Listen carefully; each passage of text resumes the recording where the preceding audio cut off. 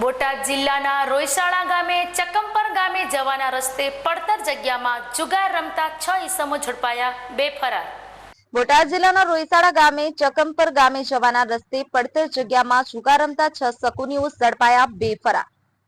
બોટાદ જિલ્લાના રોયસાણા ગામે ચકમપર જવાના રસ્તે પડતર જગ્યામાં જુગાર રમતા 6 શકુનીઓને બોટાદ ગ્રામ્ય પોલીસે ઝડપી લઈ 4520 નો મુદ્દામાલ કબજે કરેલ છે, જ્યારે 2 શખ્સો નાસી જવામાં સફળ રહેલ છે।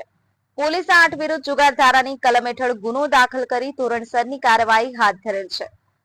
બનાવની વિગત પ્રમાણે બોટાદ ગ્રામ્ય પોલીસ સ્ટેશનમાં ફરજ બજાવતા આર્મ પોલીસ કોન્સ્ટેબલ સંજયભાઈ ચંદુભાઈ વેગડ તથા સ્ટાફના માણસો બોટાદ ગ્રામ્ય પોલીસ સ્ટેશન વિસ્તારમાં પેટ્રોલિંગમાં હતા।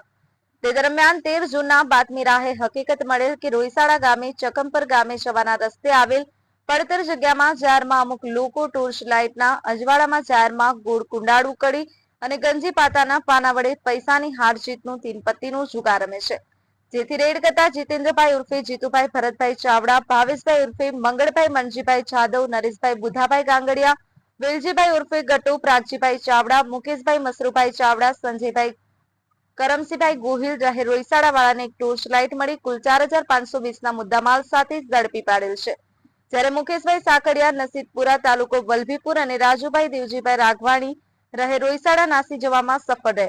આમ પોલીસે 8 વિરુદ્ધ જુગાર ધારાની કલમ હેઠળ ગુનો દાખલ કરી ધોરણસરની કાર્યવાહી હાથ ધરેલ છે।